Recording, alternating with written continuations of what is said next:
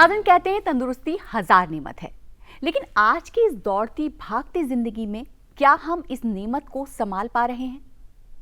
आदाब, मैं हूं सादिया खान और आप सबका तहे दिल से इस्तकबाल करते हैं सेहत की बात में। नाज़रीन, हम सभी जानते हैं कि आज के इस दौर में हमारे पास किसी चीज़ का टाइम नहीं है, तो सेहत का ख्याल किस तरह रखें? अपने इस प्रोग्राम के जरिए हम आपके लिए लेकर आते हैं कुछ ऐसी अहम बातें जिस पर आप अमल करके अपना ख्याल बहुत अच्छे से रख सकते हैं। और इसके लिए हमारे साथ होते हैं एक खास मेहमान। आइए सबसे पहले उनका इस्तकबाल करते हैं। डॉक्टर साहब, सबसे पहले तो आपका बहुत बहुत इस्तकबाल। आदाब आदाब सादिया। बहुत ही आम सवाल जो हम सभी जानना चाहते हैं कि ऑर्थोपेडिक एक बहुत बड़ी रेंज है, तो इसमें क्या क्या आता है और किस तरह के बीमारियां इसमें शामिल हैं? हाँ, देखिए, ऑर्थोपेडिक्स बेसिकली जो भी बीमारी muscles, bone and joints, mainly bone and joints और उसके ऊपर जो अटैचमेंट्स होते हैं जैसे मसल होती है जी। इस सब्जेक्ट के रिलेटेड जो भी प्रॉब्लम होती है वो ऑर्थोपेडिक्स में आता है। अच्छा। और यूजुअली ये orthopaedics problem, bone and joints की प्रॉब्लम बचपन से शुरू होके मरते दम तक कभी भी हो सकती है। और जैसे ही आपकी उम्र बढ़ती है तो ऑर्थोपेडिक्स की प्रॉब्लम, जैसे दिल की बीमारियां बढ़ने के चांसेस ज़्यादा होते हैं जी। इसी तरीके से दोनों को एज ग्रुप वाली बीमारी कहते हैं, उसके इंसिडेंस बढ़ते चले जाते हैं। अच्छा, तो जैसे अगर हम कहें कि आपकी हड्डियां, अगर किसी की हड्डियां मजबूत हैं तो वो क्या जेनेटिक होती हैं, या फिर अगर कमज़ोर हैं तो उनको किसी सप्लीमेंट से या फिर दवाओं से या फिर एक्सरसाइज से मजबूत किया जा सकता है? देखिए, हड्डियां जो है बचपन में लगभग एक जैसी होती हैं अनटिल अनलेस कोई माँ माल नरिश्ड है, उस माँ को खाना कम मिला। अच्छा। नहीं तो बच्चे सभी एक जैसे ही होते हैं। बाद में जो हड्डी बनती है और जो जॉइंट बनते हैं वो सब हमारे हाथ में होता है। और उसमें दो सबसे बड़े फैक्टर काम करते हैं, दो सबसे बड़े फैक्टर। पहला, डाइट। अच्छा। डाइट बहुत बचपन से ही बच्चे को अच्छी डाइट मिलनी चाहिए। दूसरा, एक्सरसाइज। तो डाइट में हड्डी और जॉइंट्स के लिए प्रोटीन और कैल्शियम और मिनरल्स ये सबसे ज़्यादा ज़रूरी है। और एक्सरसाइज, जो लोग एक्सरसाइज करते हैं उनकी हड्डियां और जॉइंट ज़्यादा मजबूत, जैसे खिलाड़ी हैं जी। उनकी परफॉर्मेंस बहुत अच्छी होती है। और अगर आप एक्सरसाइज करते हैं तो मान लो आपकी हड्डी की चौड़ाई इतनी है, अगर आप बचपन से एक्सरसाइज कर रहे हैं तो आपकी हड्डी ज़्यादा चौड़ी मजबूत होगी, ज़्यादा लंबी होगी। लेकिन जैसा आप कह रहे हैं कि एक्सरसाइज बहुत ज़रूरी है, लेकिन अक्सर लोग या फिर माँ बाप जो है बच्चों में, मतलब एक ख़ास उम्र तक जब वो नहीं पहुँच जाते, या 17 साल की या 18 साल की उम्र तक नहीं पहुँच जाते, तब तक उन्हें एक्सरसाइज करने की इजाज़त ना ही दी जाती है और ना ही कहते हैं कि भाई ना करे तो बेहतर है। नहीं नहीं, बिल्कुल गलत बात है ये।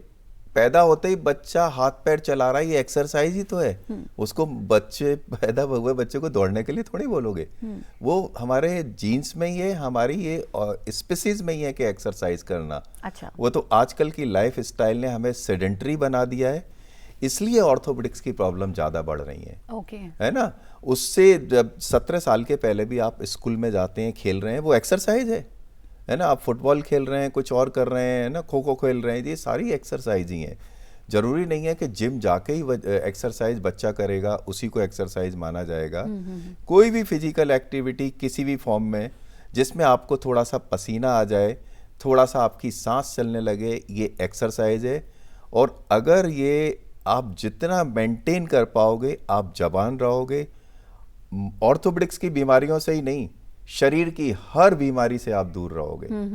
ऑर्थोपेडिक्स के पेन्स, प्रॉब्लम कम रहेंगी, हड्डी का टूटने के चांसेस कम होंगे, हार्ट की प्रॉब्लम कम होगी, हार्ट अटैक कम होगा, डायबिटीज कम होगी, ब्लड प्रेशर कम होगा, ब्रेन स्ट्रोक कम होगा। और आपकी जो खाल की चमक है वो भी अच्छी बनी रहेगी। आप एक्सरसाइज करते हो, आप बंद कर दो 3 महीने तक तो आपका चेहरा एकदम बदल जाएगा। काफ़ी चीज़ें फिर आके बीमारियां काफ़ी सारी घेर लेती हैं। हाँ। तो सर, जैसे आजकल का जो लाइफस्टाइल है तो उसमें ये सबसे ज़्यादा परेशानी की बात अब ये हो गई है कि लोगों को कमर की दर्द की परेशानी बहुत ज़्यादा सताने लगी है। और अगर स्लिप डिस्क हो जाए तो फिर बहुत ही हालत ख़राब हो जाती है। स्लिप डिस्क की वजह क्या है? कमर का दर्द एक दफ़ा शुरू हो जाता है तो फिर ख़त्म होने का नाम ही नहीं लेता। और अगर स्लिप डिस्क हो जाए तो क्या इसे ठीक किया जा सकता है पूरी तरह से? बिल्कुल। देखिए, कमर का दर्द ऑर्थोपेडिक्स में कुछ प्रॉब्लम्स होती हैं उसमें सबसे कॉमन कोई प्रॉब्लम है कमर का दर्द, और उसके बाद सबसे ज़्यादा कोई और ज़्यादा प्रॉब्लम है घुटने का दर्द और गर्दन का दर्द, जी। है ना।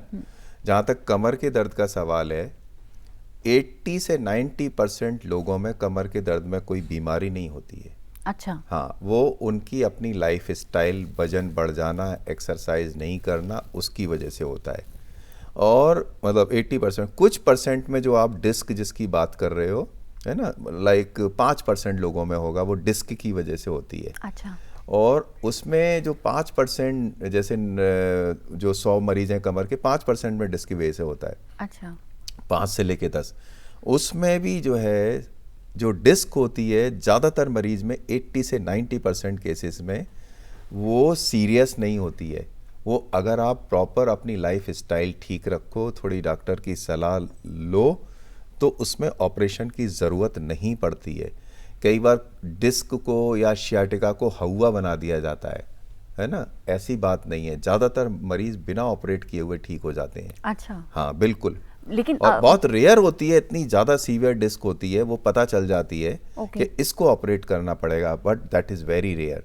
कई बार हम लोग जल्दी छोटी डिस्क में भी ऑपरेट करते हैं, वो नहीं करना चाहिए। अच्छा। जहाँ तक गर्दन के दर्द का सवाल है, यहाँ भी कोई ऐसी बीमारी नहीं होती।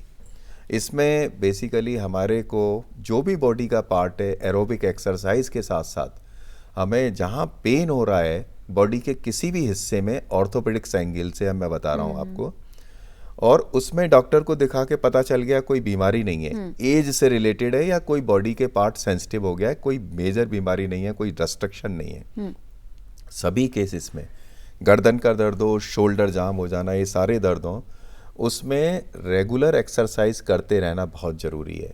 और उस एक्सरसाइज का एम यही होता है कि हमारी बॉडी फ्लेक्सिबल बनी रहे, मजबूत बनी रहे। जैसे ही एज बढ़ेगी आपकी बॉडी रिजिड हो जाती है और वीक हो जाती है जी।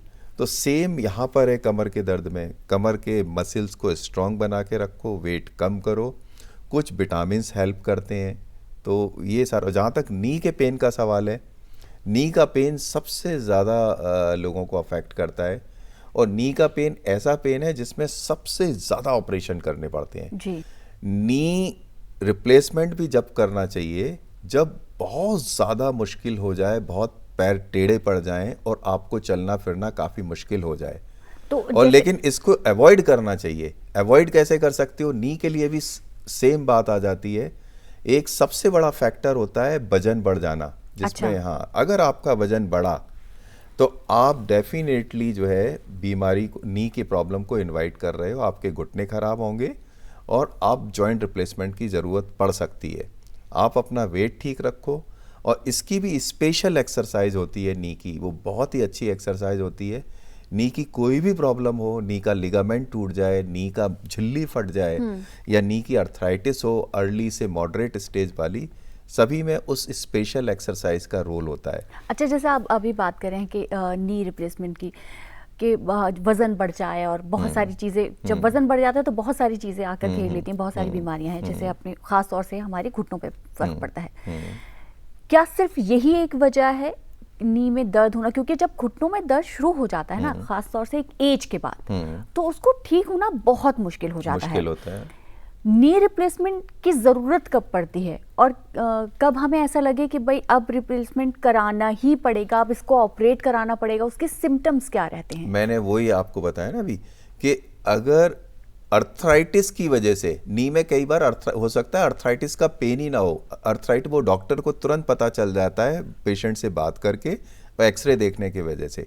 अगर अर्थराइटिस का पेन उसको डे टू डे बेसिस पे इतना ज़्यादा होने लगे कि वो उसको पता लगा किचन में खड़े होकर काम करना मुश्किल है, पेन होने लगता है, थोड़ा चलने में भी मुश्किल है, और पैर बहुत, आपने देखा होगा, काफ़ी टेढ़े पड़ जाते हैं कुछ लोगों के, एल्डरली एज ग्रुप के, तो उसमें नी रिप्लेसमेंट लास्ट रिसोर्ट है। लेकिन ये अगर किसी को ये परेशानी है, ये हाईली सक्सेसफुल सर्जरी है। ओके, मतलब ऐसा नहीं है कि नहीं कामयाब केवल नहीं क्योंकि हुआ। सबसे ज़्यादा नी रिप्लेसमेंट पूरे दुनिया के डॉक्टर करते हैं, सबसे ज़्यादा इसलिए क्योंकि ये सक्सेसफुल है।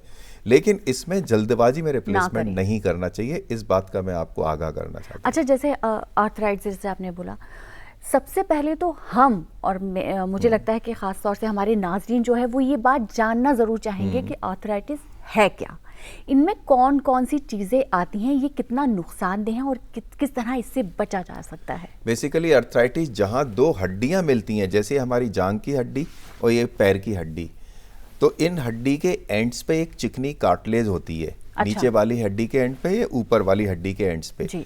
तो वो कार्टिलेज जब खत्म हो जाती है, इसके ऊपर चिकनी एक लेयर 3 से 5 मिलीमीटर की थिक होती है। ग्रेजुअली ये एज के हिसाब से कम होती जाती है जी। तो फिर हड्डियां नंगी हो जाती हैं, डिनूड हो जाती हैं, वो आपस में टकराती हैं। वो जो ग्रीस तो जो अगर हम ग्रीस बोलें, जिसको वो बोलते ग्रीस हैं ना, बोलें, हाँ। तो वो खत्म हो जाती है, तो वो हड्डियां टकराती हैं, वो पेन अर्थराइटिस का होता है। और वो कम पेन है तो आपको एक्सरसाइज से ही काम चल सकता है, थोड़ी सी प्रिकॉशन, लाइफ स्टाइल से, एक्सरसाइज से, वजन कम तो इसका करने मतलब से। ये कि किसी भी जोड़ की, मतलब अगर जैसे किसी भी यहाँ जोड़ है, में, किसी लेकिन भी जोड़ नी की अर्थराइटिस सबसे ज्यादा सबसे कॉमन है, ज्यादा। क्योंकि लोड इस पे पड़ता है। जी बिल्कुल। और हिप में भी होती है, हिप में इतनी ज्यादा नहीं होती, यहाँ भी होती है। हाँ। उसके बाद तीसरे नंबर पे यहाँ पे भी, क्योंकि हर समय अंगूठा यूज कर रहे होते हैं हम, बिल्कुल, है ना। अगर और बेसिकली कहीं भी अर्थराइटिस आपको रोकना है तो मसल्स को स्ट्रांग कर लो। नी की भी मसल्स स्ट्रांग रखो, यहाँ की मसल्स भी, हिप की भी, कमर की भी। कमर में भी जॉइंट्स होते हैं, आपने देखो बड़ी एक के ऊपर एक, वहाँ भी अर्थराइटिस होती है। लेकिन उस अर्थराइटिस में कभी ऑपरेशन की ज़रूरत नहीं होती, वो आपके एक्सरसाइज से ही ठीक हो जाती है। नी में करना पड़ता है, क्योंकि नी में पेन के साथ टेढ़ा भी होने लगता है। यहाँ पे जैसे आपने कहा कि एक्सरसाइज या फिर मसल्स, हाँ। जैसे मसल्स कभी कभी होता है कि जाम हो जाते हैं या फिर टाइट हो जाते हैं, या फिर हमें फिर फिजियोथेरेपी कराना। हाँ। फिजियोथेरेपी कितनी कामयाब रहती है आर्थराइटिस में? देखिए, फिजियोथेरेपी का भी काफ़ी लोग मिसयूज़ करते हैं। फिजियोथेरेपी के 2-3 बेसिक कंपोनेंट होते हैं। एक तो आपको बहुत ज़्यादा पेन है तो आपने सिकाई लगा दी टेम्परेरी, हाँ। उससे कभी कोई बीमारी खत्म नहीं होती है, सिम्प्टोमेटिक पेन कंट्रोल होता है, उसको भी फिजियोथेरेपी बोलते हैं। जी। एक जो फिजियोथेरेपी होती है एक्सरसाइज करना, अच्छा। उस इलाके की मसल्स को स्ट्रॉन्ग करने वाली और फ्लेक्सिबिलिटी मेंटेन करने के लिए, लोचपन बनाए रखने के लिए, वो फिजियोथेरेपी का सबसे ज़्यादा इंपॉर्टेंट पार्ट होता है, जिसको कि लोग इग्नोर करते हैं, फिजियोथेरेपिस्ट भी इग्नोर करते हैं और पेशेंट भी उस पर ध्यान नहीं देता। पेशेंट को दवाई लिख दो तो कहता है दवाई से ठीक हो जाएगा। दवाई से ऑर्थोपेडिक्स में ज़्यादा कुछ नहीं होता है, एक्सरसाइज से ठीक होता है। तो एक्सरसाइज बहुत इंपॉर्टेंट चीज़ है। कई बार हम थोड़े बहुत ब्रेसेस वगैरह भी देते हैं, किसी पार्ट में बहुत ज़्यादा दर्द है, एक्यूट, तो उन कंडीशन में ब्रेसेस भी दिए जाते हैं। इसको भी हमें मिसयूज नहीं करना चाहिए। हमें मसल को स्ट्रांग कर लो तो वही एक ब्रेस का काम करती हैं। बिल्कुल बिल्कुल। जैसे अभी आपने बोला कि बहुत सारी एक्सरसाइज होती है, फिर सिखाई। आजकल जैसे छोटी मोटी इंजरीज हो जाती हैं या फिर कहीं चोट लग जाती है या स्वेलिंग आ जाती है, तो पहले ऐसा करते थे कि भाई थोड़ा सा गर्म पानी में नमक डाल के सिकाई कर लो और उससे फ़र्क हो जाता है, हो भी जाता था। लेकिन अब ये है कि कोल्ड बैड लगाए जाते हैं कहीं कुछ चीज़ों पर, कुछ जगहों पर। तो ये हम कैसे इसको तय करें कि भाई इस जगह अगर चोट लगी है तो आपको सिकाई करनी है, अगर यहाँ पे चोट लगी है और इस तरह की चोट लगी है तो उसमें आपको कोल्ड पैड लगाने हैं, ये किस तरह हम अंदाज़ा लगाएं? देखो, जब भी कोई चोट लगती है तब सूजन आ रही होती है ना, और बॉडी का हिस्सा गर्म होने लगता है ना। तो एक्यूट जब भी कोई कंडीशन है उस समय कोल्ड लगाया जाता है। सिंपल फार्मूला है, इसको सोचने की जरूरत नहीं है। अच्छा। हाँ, एक्यूट कोई भी कंडीशन हो। और जब पुराने पेन हो जाते हैं, जो वहाँ ठंडा नहीं होता वो, लेकिन फिर भी इलाका वो पेन कर रहा होता है, उन केसेस में हॉट फर्मेंटेशन की ज़रूरत पड़ती है। सिंपल है और इसमें डॉक्टर बड़े आसानी से डिसीजन ले सकता है कि इसमें हॉट लगाना है या कोल्ड लगाना है। आप भी जानते हैं और हम भी जानते हैं और हम बात भी कर रहे हैं इस बात पे कि लाइफस्टाइल बहुत बदल गया है। खाने पीने पर ख्याल नहीं रखा जाता, एक्सरसाइज का टाइम नहीं मिलता है, बस भाग रहे हैं लोग। तो हड्डियां कमजोर हो रही हैं, बहुत आम बात हो गई है, बच्चों से लेकर बूढ़ों तक। बिल्कुल। आजकल एक बहुत कॉमन चीज हो गई है कि जैसे कोई उठता है, बैठता है या लेटता है तो उनकी हड्डियां ऐसी, मतलब या तो बोलने लगती हैं, चटकने लगती हैं, आवाज आती है। वो वजह क्या रहती है और इसको किस तरह? हाँ, ये आवाज आ गई। नहीं, ये नहीं है ना, इसको हमने किया। अच्छा। लेकिन जैसे अभी मैंने हाथ रखा, मैं उठाऊंगी तो फिर यहाँ की हड्डियां चटकेंगी, पैर सीधा करेंगे तो कुछ लोगों की हड्डियां चटकने लगती है, आवाज के साथ आती है। बेसिकली ये कोई बीमारी नहीं है। अगर ये आवाज जो आ रही है, नॉर्मल बॉडी में नेचुरल साउंड्स होती हैं। अच्छा। है ना, किसी में कुछ ज्यादा, किसी में कम। अगर ये आवाज किसी पेन से रिलेटेड है, अच्छा, अगर ये आवाज स्वेलिंग आती है, आवाज के साथ साथ बढ़ जाती है, तब तो इसका मतलब कुछ प्रॉब्लम है वहाँ। अगर खाली आवाज है तो ज़्यादा परेशान होने की ज़रूरत नहीं है। आप जो मैंने बेसिक बताया, आप अपना वेट ठीक रखिए, हर एक जॉइंट की एक्सरसाइज कीजिए और अपने को फिट रखिए। एक्सरसाइज करने के बाद बॉडी का हिस्सा घट जाता है तो आवाज़ कम हो सकती है। अच्छा। हाँ। सर, हाँ, पहले के लोग जो थे वो अपना कुछ देसी तरीक़ों से अपना ख्याल रखते थे। जब कहीं चोट लग जाती थी तो आपने अक्सर देखा होगा कि पहलवान जो हुआ करते थे उनके पास अक्सर ये कुछ अजीब सी दवाएं या फिर कुछ ऐसी चीज़ें मैं होता समझ गया करती आपका थी क्वेश्चन। कि वो हम यहाँ पे हड्डी जोड़ने का देखिए, काम करते हैं, ये वो तरीके से ठीक होते थे। देखिए, ये मैं बता दूं आपको, अगर कहीं भी पॉसिबल है तो जो उसका प्रॉपर डॉक्टर है वहीं जाना चाहिए। सर, आजकल बहुत ज़्यादा देखने को मिल रहा है कि हड्डियों की टीबी या फिर हड्डियों का कैंसर, इसकी वजह क्या रहती है, इसके सिम्टम्स क्या हैं और क्या इसको पूरी तरह से ठीक किया जा सकता है? देखिए, हड्डियों की टीबी जो है लंग्स के बाद काफ़ी कॉमन है, और ख़ासकर रीढ़ की हड्डी में जो टीबी मैंने बताया ना, कमर का दर्द ज़्यादातर बीमारी की वजह से नहीं होता है। अच्छा। कई बार रीढ़ की हड्डी में टीबी की बीमारी भी लग जाती है, इन्फेक्शन हो जाता है। उसके बाद कूल्हे में बहुत कॉमन होती है टीबी, तो ये कॉमन होती है।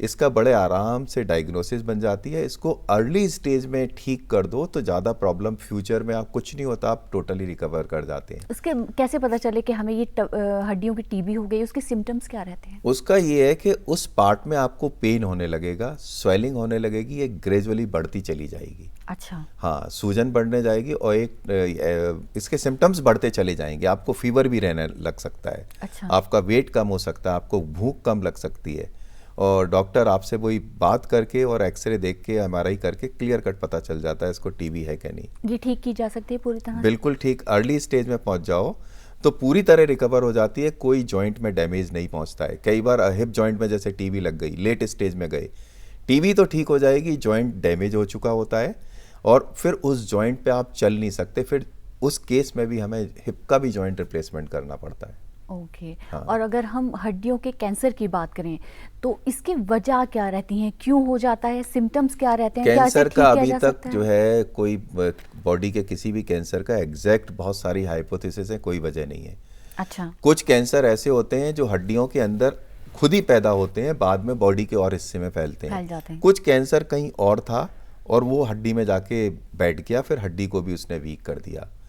है ना। जो बचपन में जो कैंसर होते हैं वो हड्डियों में खुद ही उसी जगह होते हैं, तो उनका भी अगर सही स्टेज पे आप ठीक पहुंच जाओ तो उसका भी इलाज संभव है।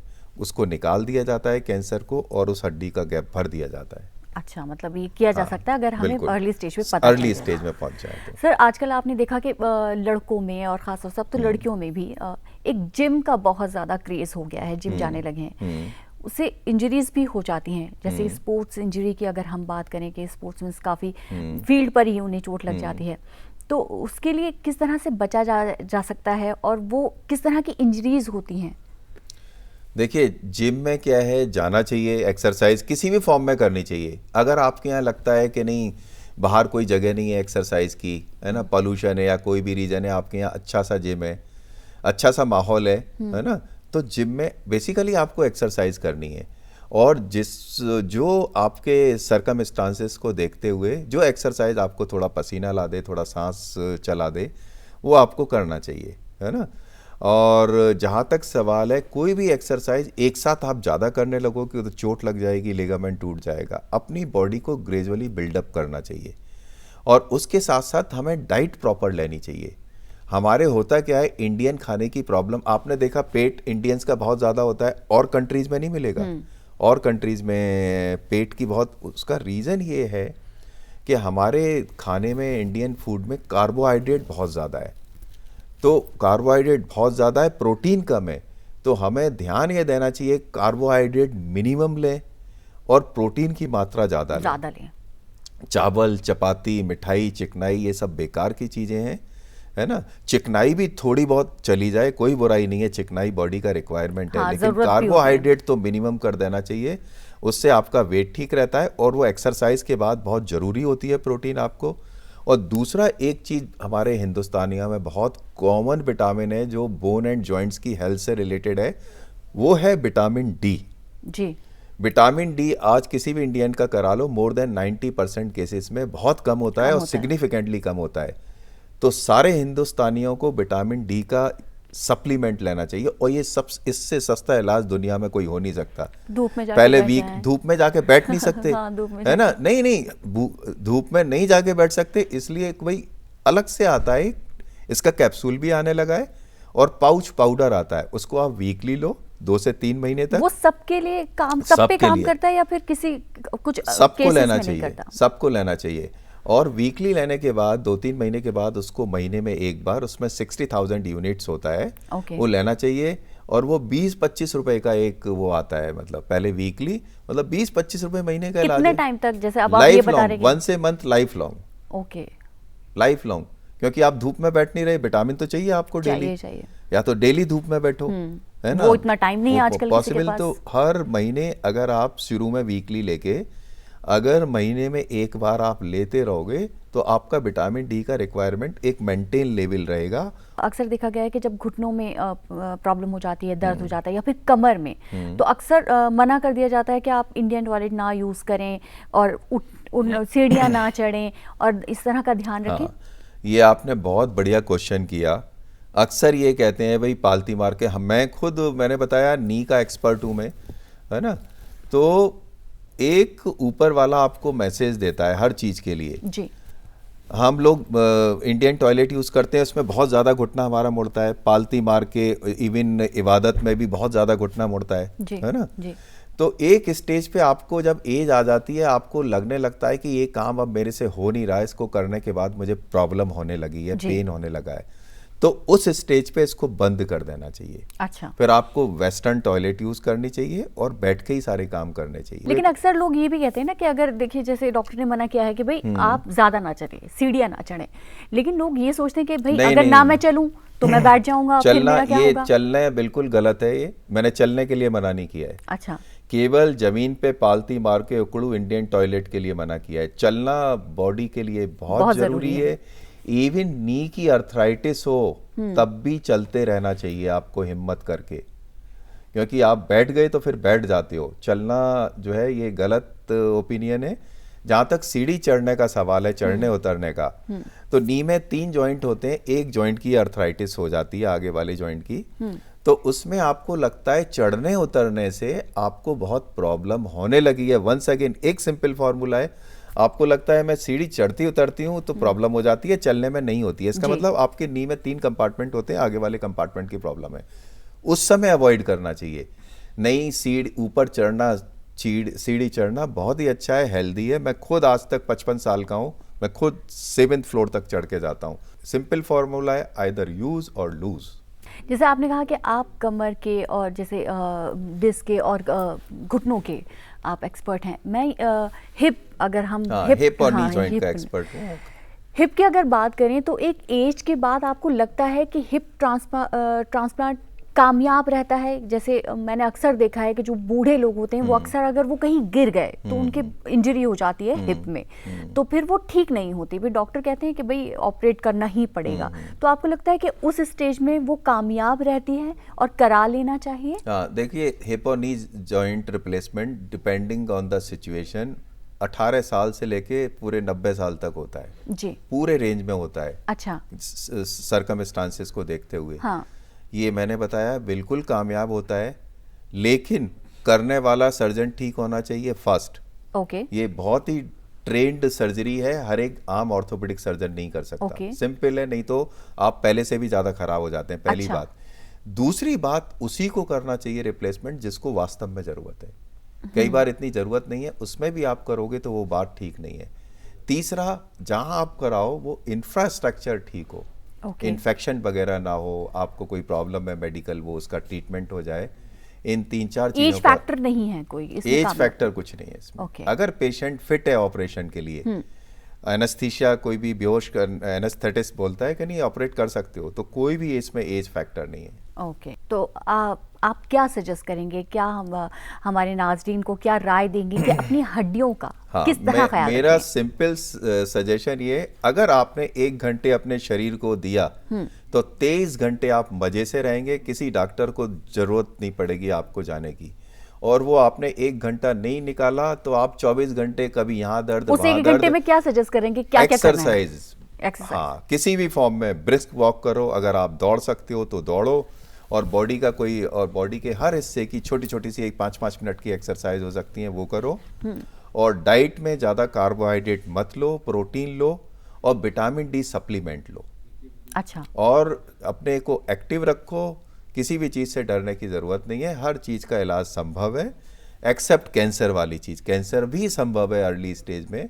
बाकी आप खुश रहो, एक्टिव रहो और वेट नहीं बढ़ने दो, ये मेरा सजेशन है। बहुत बहुत शुक्रिया डॉक्टर साहब आपका, और मुझे पूरी उम्मीद है कि जितनी भी बातें आपने हमारे नाज़रीन को बताई हैं उन्होंने बहुत ध्यान से सुनी है और वो उस पर ज़रूर अमल करके अपनी सेहत को बहुत अच्छे से रखेंगे और एक कामयाब और एक सेहतमंद ज़िंदगी जिएंगे।